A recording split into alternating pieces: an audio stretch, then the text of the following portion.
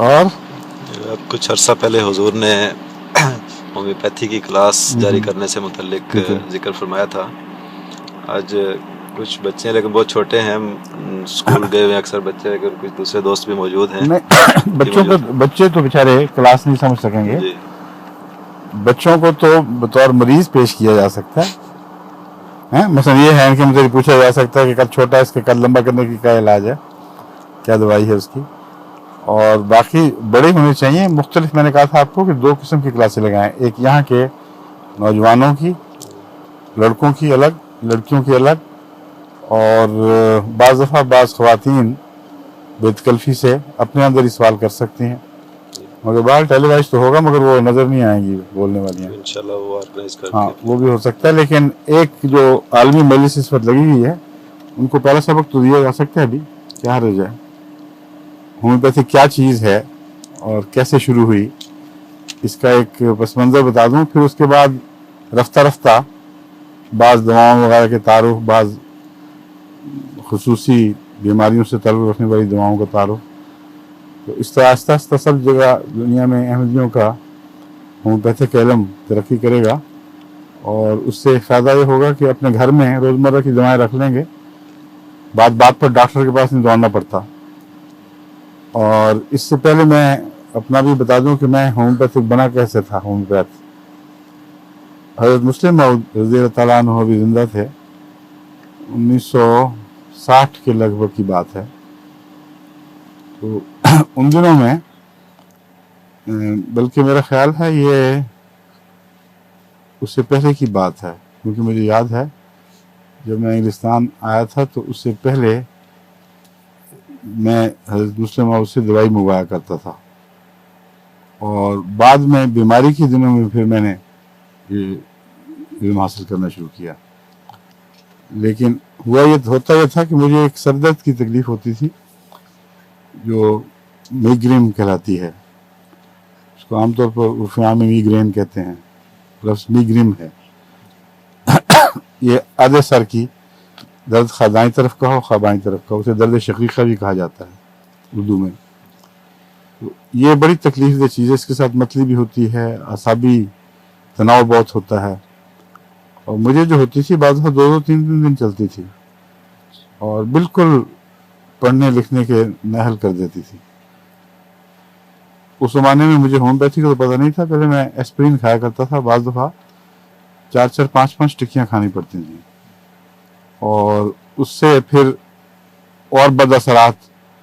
Aspirin میں تیزابیت ہوتی ہے، معدے کی جو جھلی ہے وہ جلنی شروع ہو جاتی ہے، اس میں سوزش پیدا ہو جاتی ہے.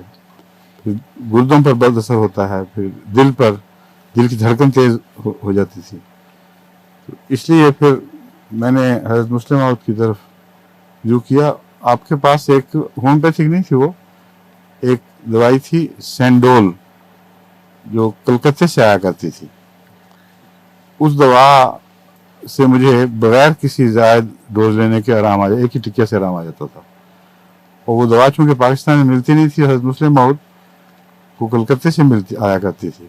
تو میں نے کئی دفعہ آپ سے دوائی منگوانی کہ آپ وہ سینڈول بھجوا دیں. ایک دفعہ چھوٹی سیدہ میرا پاک کو میں نے لیٹا ہوا تھا، کافی تکلیف تھی، آنکھ کھولنی بھی مشکل تھی. تو گرمیوں کی شام تھی. میں نے کہا آپ ابا جان سے جا کے میرے لیے سینڈول لے آئیں. تو کچھ دیر کے بعد واپس آئیں تو انہوں نے کہا کہ وہ سینڈول تو ختم ہو چکی ہے. تو انہوں نے فرمایا ہے کہ میں ہومیوپیتھک دوائی دیتا ہوں، یہ استعمال کر کے دیکھ لو. اس وقت تک مجھے کوئی خاص یقین نہیں تھا ہومیوپیتھی پہ. تبرکن میں نے کہا ٹھیک ہے. بعد مجھے بھی کہتے ہیں کہ علاج ولاج نہیں مانتے، تبرکن دے دو. ہاں یہ بھی ان میں سے تبرک. ہمارے بعض تبرک سے فائدہ نہیں ہوتا. خیر وہ دوائی منہ میں میرے پڑیا منہ کھول دیا، آنکھیں بند اسی طرح، اور پڑیا منہ میں ڈال دی میٹھی گولیوں کی. اور کچھ دیر باتیں 2-3 منٹ باتیں کی کہ میں جانے لگی ہوں، کچھ فرق پڑا. تو اچانک مجھے محسوس ہوا کہ درد ہے ہی نہیں. یعنی ہونے اور نہ ہونے کے درمیان جو نو مینز لینڈ ہے وہ بھی نہیں تھی. حیران ہو گیا میں کہ میں کیوں آنکھیں بند کر کے لیٹا ہوں. اسی وقت کھڑا ہوا. میں نے کہا عجیب جادو ہے، یہ تو حیرت انگیز چیز ہے. कभी किसी दवा से ऐसा फ़ायदा नहीं हुआ। तो उससे मेरे दिल में एक यकीन पैदा हो गया कि साइंस के लिहाज से मुझे समझ आए ना आए, फ़ायदा है इसमें। फिर जब हज़रत मुस्लिम माऊद बीमार हुए तो 58 के करीब की बात है, जब मेरी शादी हुई थी तो आसफा ने मुझे बताया कि उनको कोई तकलीफ़ है जो चल रही थी पहले से। तो मैंने कहा मैं जाता हूँ अब्बा के वहाँ तबीयत पूछने जाया करता हूँ, वहाँ मैं देखता हूँ होम्योपैथिक किताबें पढ़ी हुई हैं उसमें से देखता हूँ।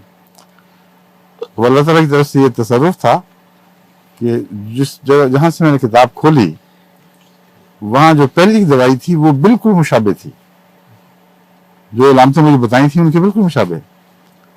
और वहीं वो नेक्टरमेयर 200 थी, मैंने नेक्टरमेयर लिखा हुआ था मगर शीशों में मैंने देखा तो 200 की थी।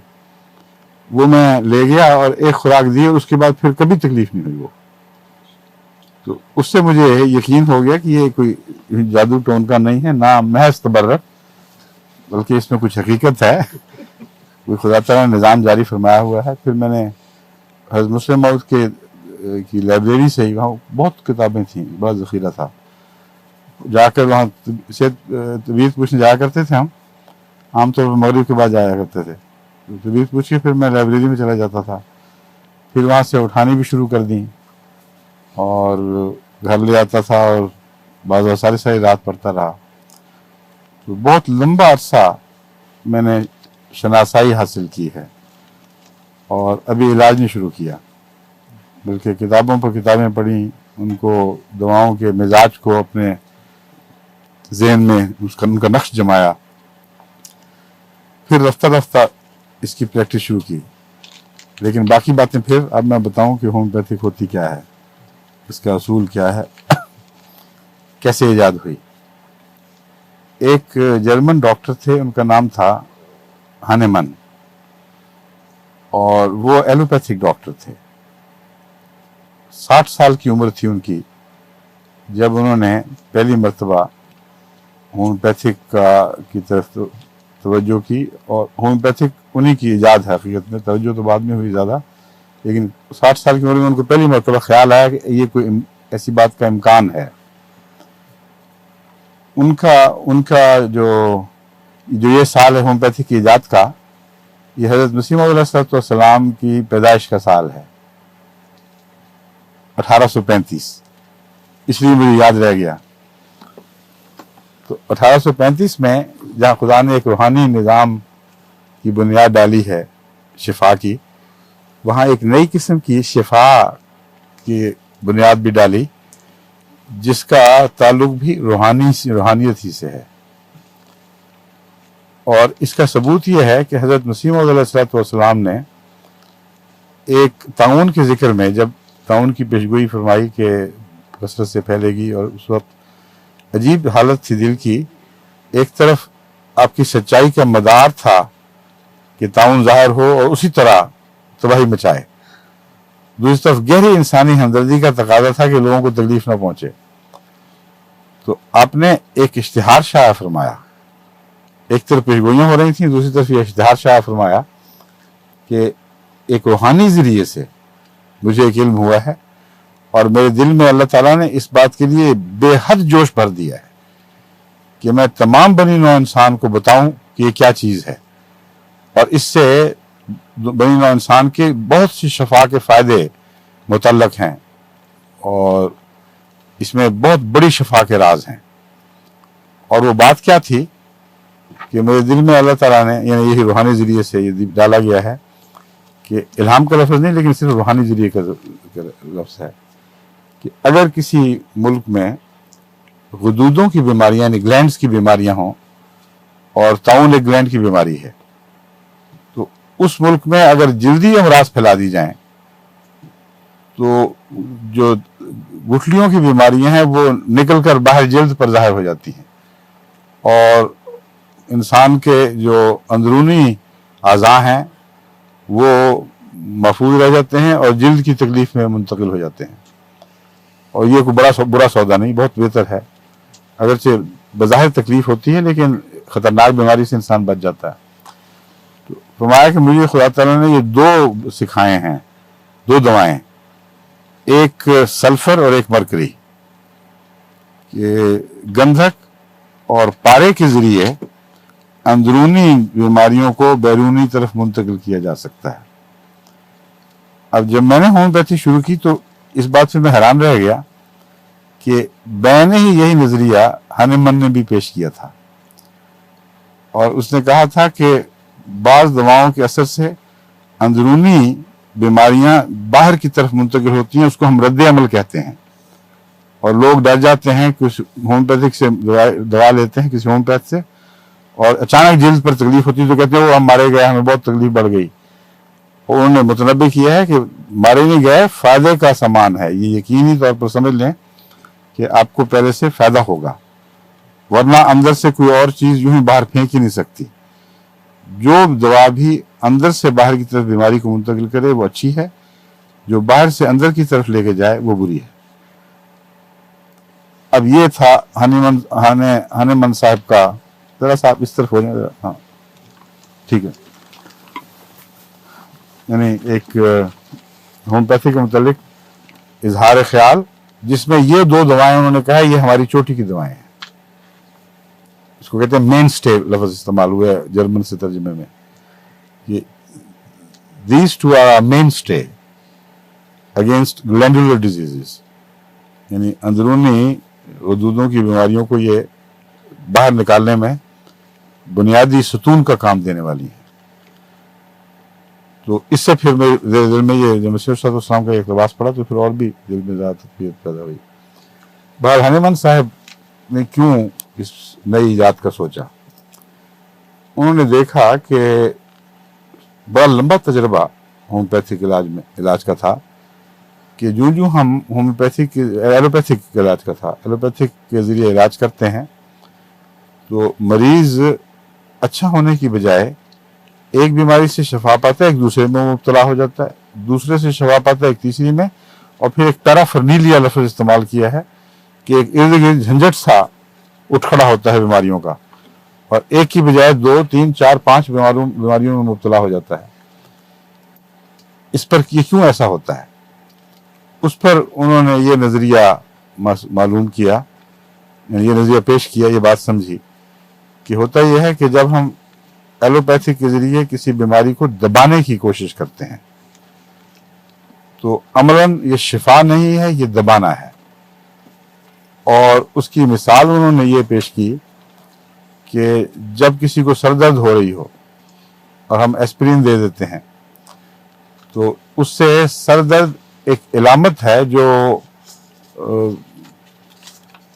کسی دوا کے اثر سے دور ہو جاتی ہے، لیکن وہ دوا اس اصل جڑ کو نہیں کاٹتی جس کی وجہ سے سر درد ہو رہی تھی۔ اور اسپرین کی مثال دی ہے انہوں نے کہ ہمیں کیا پتا کہ سر درد کیوں ہوئی ہے، چنانچہ انہوں نے کہا کہ ڈاکٹر اس وقت تک کی تحقیق کے مطابق یہ راز تو پا چکے ہیں کہ سر درد جس کو ایک بیماری سمجھتے ہو یہ 100 یا 1000 بیماریوں کا نام ہو سکتا ہے۔ گردے کی تکلیف سے بھی سر درد ہو سکتی ہے، ہائی بلڈ پریشر سے بھی ہو سکتی ہے، لو بلڈ پریشر سے بھی ہو سکتی ہے، جگر کی بیماری سے، انتڑیوں میں کوئی تکلیف ہے اس سے ہو سکتی ہے، کئی قسم کے بخار ہیں ان کے سے زہریلے مادے پیدا ہوتے ہیں، اور ہر ایک کا اپنا اپنا ایک اثر ہے۔ تو ہم ایلوپیتھک میں اس کو ایک بیماری کہتے ہیں اور دور کرتے ہیں علامت کو، اور ضروری نہیں ہے کہ علامت کے ساتھ وہ اصل چیز بھی دور ہو جائے، وقت کے ساتھ ہر بیماری کا رد عمل جسم دکھاتا ہے، وہ ٹھیک بھی ہو جاتی ہے، مگر علامت دور کر دینا علاج نہیں ہے۔ اس سے دوسرا نقصان کہتے ہیں یہ ہے کہ کچھ دیر کے بعد وہی مریض جو ایک گولی سے شفا پا جاتا تھا اس کا سر درد 2 سے بھی شفا نہیں پھر پاتا، پھر 3 اور پھر 4 کرنی پڑتی ہیں۔ کوئی پیغام آیا ہوا آپ کو؟ دوائی کا نام پوچھ رہے ہیں جو حضور نے، حضرت مسلم موعود نے حضور کو دی تھی سر درد کے لیے۔ وہ مجھے نام ہی نہیں بتایا تھا مجھے اپنا، اور وہی سر درد ہی میں نے بات شروع کر دی ہے۔ ایک صاحب نے لکھ کر بھیجا کہ فوراً نام بتائیں کہ حضرت مسلم موعود نے آپ کو کیا دوا دی تھی۔ وہ تو میں نے بتایا نا، آنکھیں بند تھی، مجھے پتہ ہی نہیں تھا، وہ خالی منہ میں ڈالی ہیں گولیاں، اور نہ میں نے پوچھا، اور نہ ہر سر درد کا ایک علاج ہے، یہی تو میں سمجھا رہا ہوں۔ इत्तेफाक से बात वही चल रही है जिसके मतलब सवाल आया। खैर उन्होंने इस पर ये बहस उठाई बड़ी लंबी दिलचस्प कि सरदर्द की 101 कॉज, जिससे मुहावरा अंग्रेजी का 101 वजूहात हो सकती हैं। तो एलोपैथिक से जब आप इलाज करते हैं तो ज़्यादा कुछ देर के बाद जिस्म उसको कबूल नहीं करता और ज़्यादा देनी पड़ती है। जब ज़्यादा देनी पड़ती है तो हर दवा का कुछ मनफी असर भी होता है। जैसे एस्प्रिन एक तेजाब है और वो बाज झिल्लियों पे काटने का असर रखती है, तो उधर वो एक सरसरी असर को मिटा रही है, दूसरी तरफ एक गहरा नुकसान पहुंचा रही है और एक और बीमारी पैदा कर रही है। तो उन्होंने कहा मेरा तजुर्बा है कि ऐसे मरीजों को गुर्दे की भी तकलीफ हो जाती है, दिल की भी हो जाती है, जैसे मैंने बयान किया था अपने ज़ाती तजुर्बे से, यही बात उन्होंने लिखी है। तो कहते हैं इस पर वो कहते हैं मुझे ख्याल आया कि जिस्म जो कबूल नहीं करता असर को, इसका मतलब है जिस्म में मुकाबले की खुदा ने ताकत रखी हुई है और कुछ देर के बाद वो रद्द अमल दिखाता है, और उसका मनफियत को ना कबूल करना ये भी जाहिर करता है कि शर के खिलाफ वो उठता है और शर को भी कबूल नहीं करता, इसलिए और ज़्यादा शर दिखाना पड़ता है उसके लिए, यानी तेजाबियत भी बढ़ानी पड़ती है नुकसान पहुँचाने के लिए। इससे उनके ख्याल में उनके जहन में ख्यालात का सिलसिला चल पड़ा। फिर उन्होंने एलोपैथिक किताबों से तहकीक की और वो तमाम दवाइयाँ अलग करके उनकी फहरिस्त बनाई, जिन दवाओं के मुतालिक तमाम अतिब्बा जानते हैं कि उनको अगर थोड़ी मिकदार में दिया जाए तो बाज़ बीमारियों का वो इलाज हैं, अगर ज़्यादा दिया जाए तो वही बीमारियां पैदा करती हैं। मसलन इन्होंने मिसाल दी हुई है इपिकॉक की, जो मछली की बड़ी एक चोटी की दवा है, लेकिन आगे मैं जैसे कि समझाऊंगा हर मछली के लिए असर नहीं दिखाएगी। आगे जब मजमून खुलेगा तो फिर आपको समझ आएगी कि ये इसका तरीका इलाज क्या है। और इसी तरह opium, tincture OPI, tincture ipecac और टिंचर ज़ंज़िबार, ये मिलाकर मैदे की ऐसी तकलीफों के लिए देते थे डॉक्टर। क्लासिकल नुस्खे में बड़ा अच्छा होता था नुस्खा, उसको थोड़ा सा सोडा बाइकार्ब डाल दिया करते थे, जिससे वो मछली हट जाती थी या सर दर्द को भी कुछ आराम आता था। तो उन्होंने कहा कि ये सब डॉक्टर जानते हैं, मैं भी जानता हूँ कि अगर इपिकॉक ज़रा सी ज़्यादा दे दो तो मछली पैदा करती है, और इसी तरह ओपियम शदीद मछली पैदा करती है अगर इसको किसी को ज़्यादा दे दी जाए। फिर मुझे ख्याल आया कि ओपियम जो लोग ज़्यादा खाते हैं वो इतना खा जाते हैं उनको कुछ भी नहीं होता, और जिसको आदत नहीं है उसको ज़रा सी ज़्यादा हो जाए तो वो उल्टा के रख देती है, पसीने छूट जाते हैं उसके और मछली और फिर बेहोशी तारी हो जाती है। तो इस ख्याल को मज़ीद तक़वियत मिली कि जिस्म में अल्लाह ताला ने हर किस्म के बैरूनी हमले से दिफा की ताकत रखी है, लेकिन उसको उसके ऊपर जिस्म को खबरदार करना और उसके खिलाफ मुस्तैद करना बहुत ज़रूरी है। वरना बाज़ दफ़ा हमला इतना अचानक होता है, जैसा कि उन्होंने कहा ना कि अचानक किसी को दो तो जो पहले से तैयार नहीं किया गया वो मगलूब हो जाएगा। तो कहते हैं बाज़ दफ़ा हमला इतना अचानक होता है कि मरीज फिर मगलूब हो जाता है। या और ऐसे मुहर्रिकात हैं, मसलन जिस्म में वैसे कमज़ोरियां हैं बाज़, उनके ज़रिए वो उसका दिफा कमज़ोर हो जाता है।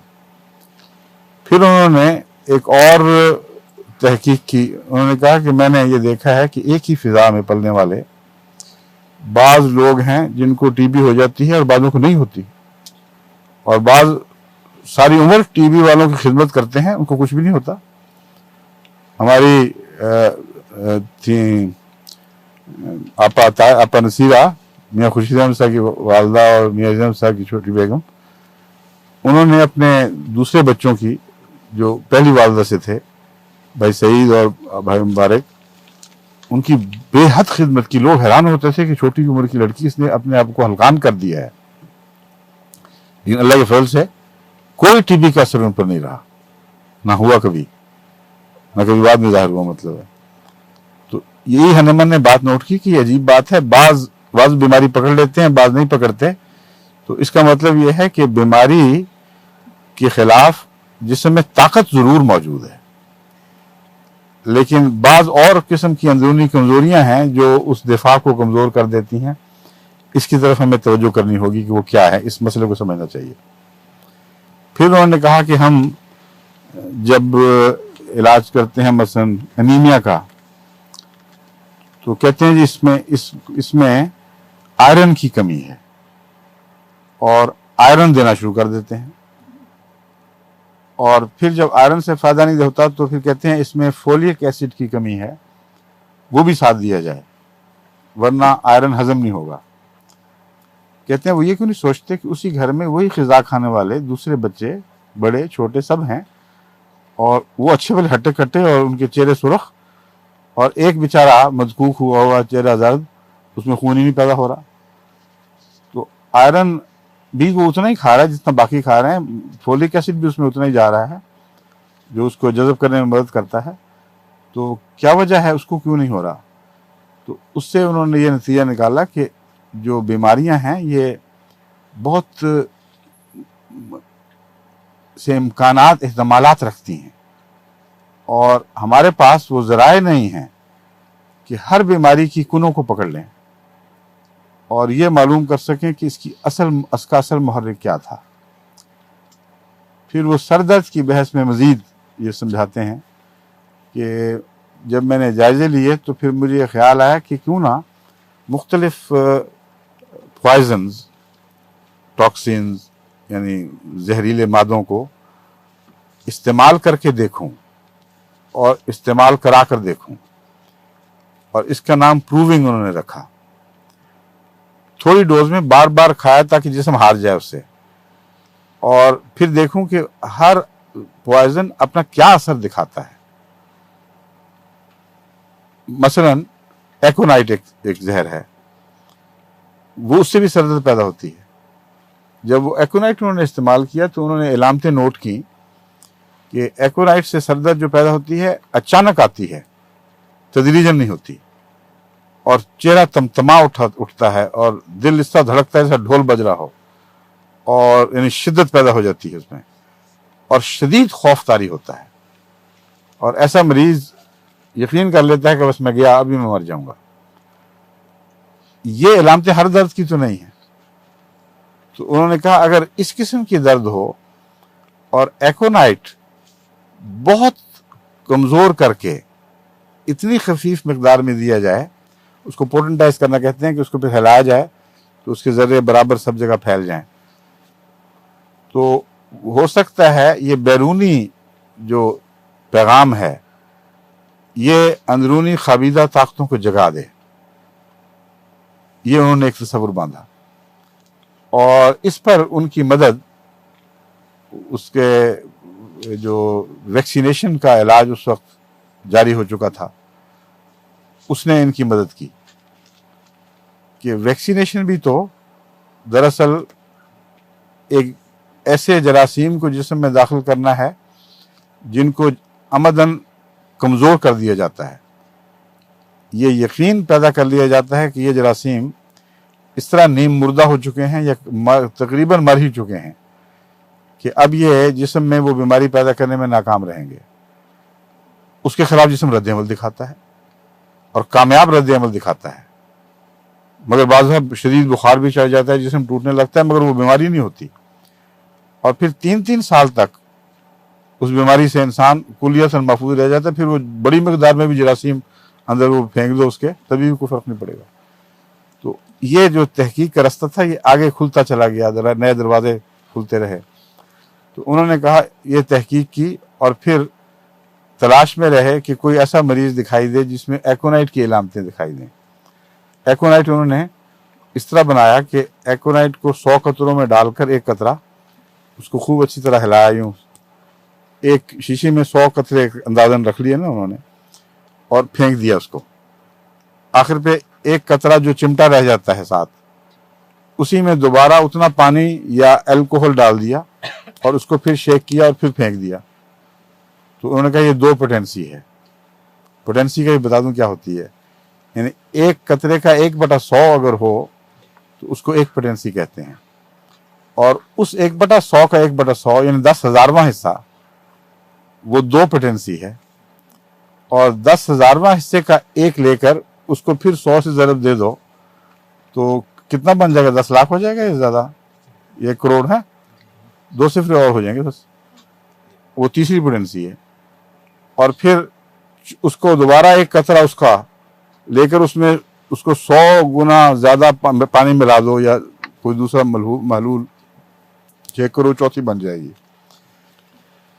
जिसको हम 30 पोटेंसी ऑर्डिनरी पोटेंसी कहते हैं। वो ये चीज़ है, जिसका मतलब ये है कि अगर आप 1/1 लिखकर 60 सिफरे उसके इर्द गिर्द लगा, इसके दाईं तरफ लगा दें, तो एक कतरे का इतनवां हिस्सा उस दवा में है जिसको आप 30 के तौर पर खाते हैं, और ये रोजमर्रा की मामूली दवा है। इसको छोटी पोटेंसी कहा जाता है, और इसको पढ़ने के लिए किसी जुबान में कोई लफ्ज नहीं है। 60 जीरो वाला कोई हरफ, कोई हिंसा, कोई एक्सप्रेशन किसी जुबान में नहीं है। ये क्या चीज है? इसलिए साइंसदान जब इन हदों में जाते हैं तो उसको उसके जरिए जाहिर करते हैं, मुरब्बा करके, स्क्वायर स्क्वायर, इतना स्क्वायर, इतने स्क्वायर।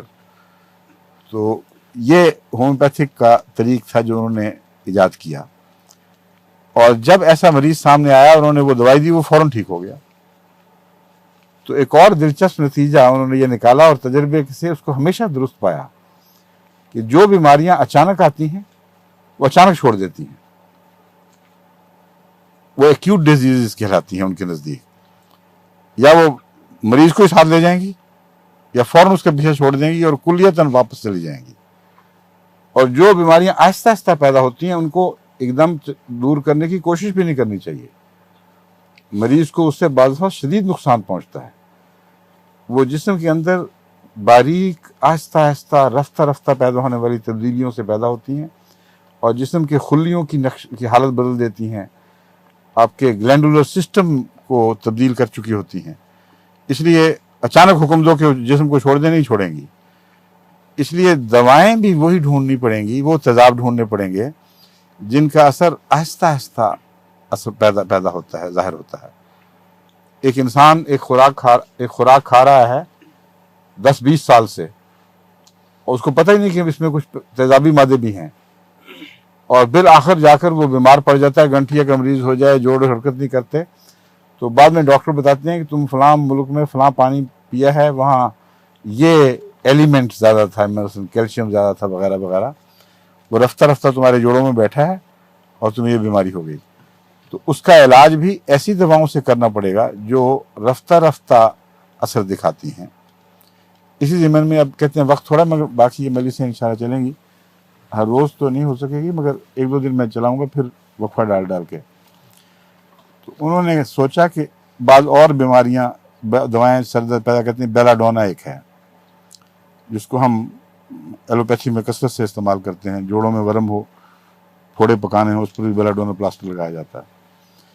इसमें असर है कि ये खून को एक तरफ खींचता है, और इसका जिस्म के अंदर ये असर ज़ाहिर होता है कि सर किसी एक उज़व की तरफ गैर मामूली तौर पर हजूम कर जाता है, खून किसी एक उज़व की तरफ, और उससे सर दर्द जो पैदा होती है वो बेलाएक्टिनाइड से मिलती जुलती है। शदीद धड़कन, बोलने से भी तकलीफ होती है, कहते हैं मेरा सिर फट रहा, खुदा के वास्ते बात ना करो, और सर लपेट के आदमी खामोश लेट जाता है। और अगर उससे पूछा जाए तो खौफ वगैरह का, तो उसको कोई खौफ नहीं। एक्टिनाइड और इसमें बस यही फ़र्क है, ये खौफ नहीं पैदा करता बल्कि लेथार्जी सा, एक बेपरवाही सी पैदा कर देता है। ये मैंने उनके यहाँ पढ़ा था, मुझे याद है। मरी में एक दफ़ा मेरे छोटे भाई मियाँ हनीफ अहमद साहब, उन्होंने वो एक लिखा भी तो था, ये इस रहा मौला के मतलब एक बड़ा अच्छा एक फिक्रा, कल ही खत में आया था। हाँ, रिहा गुस्फंदान आली जनाब, ये मियाँ हनीफ ने लिखा था। और अजीब बात है कि उसी दिन सुबह तहज्जुद के वक्त मुझे हमीशाम का ये शेर, ये मिसरा, इल्हामी मिसरा याद आ रहा था कि हो सकता है इन्हीं भेड़ों पर, मसीह की भेड़ों पर इतलाक होता हो, मगर मैं इसलिए रुक गया बयान करने से कि ये शेर हैं, मसीह भेड़ें तो नहीं हैं। मगर शेर जब ऐसी मजलूमियत की हालत में हो तो भेड़ों की तरह ही समझे जाते हैं, उनको तो भेड़ों ही समझा हुआ था, तो हो सकता है उन पर ये इतलाक पाता हो। ये मियाँ हनीफी थे, मरी में हम गए, खाने पर ये नहीं थे, मैं उठ के उनके कमरे में गया, मैंने कहा खाने पर नहीं, सिर लपेट के लेटे हुए थे। कहते आहिस्ता भाई आहिस्ता बात करें, मैं तो सिर फट रहा। वो मुझे एकदम बेलाडोना याद आया, मैं दौड़ा गया अपने कमरे में, बेलाडोना की चंद गोलियां मुंह में डाल के वापस आके मेज पे बैठा हूँ, पीछे पीछे हंसते हुए आ रहे थे कि आपने मुझे क्या दिया था, तो सिर दर्द का निशान ही मिट गया है। तो होम्योपैथिक जो है ये महज टोटके नहीं है, बहुत गौर से सही दवा ढूंढनी पड़ेगी। अब एक एस्प्रिन नहीं हमारे पास, 101 बीमारियां सिर तेजाब या तेजाबी मादे अगर सिर दर्द पैदा करते हैं तो हर एक की इलामतें अलग अलग हैं, हर एक के लिए अलग दवा है। उस दवा को याद रखना पड़ेगा, उसका मिजाज को अपने जहन में नक्श करना होगा, यहाँ तक कि वो मरीज जब सामने आए तो आप उसको पहचान लें, जिस तरह मैंने मियां हनीफ को पहचाना, मैं ये तो बेलाडोना है, तो फौरन आपके दिमाग में आ जाना चाहिए कि ये फलां बीमारी एकोनाइट है या आर्सेनिक है, ये पल्स्टिल्ला है, ये फलां है, ये फलां है। फिर अगर आपका ख्याल दुरुस्त है तो दवा तीर बहदफ होगी। अगर आहिस्ता दूर आने वाली सर दर्द थी तो एकदम नहीं जाएगी, आहिस्ता जाएगी। एकदम आने वाली थी, बहुत अच्छा। अस्सलाम वालेकुम कहते हैं, खुदा हाफिज, ईमान अल्लाह।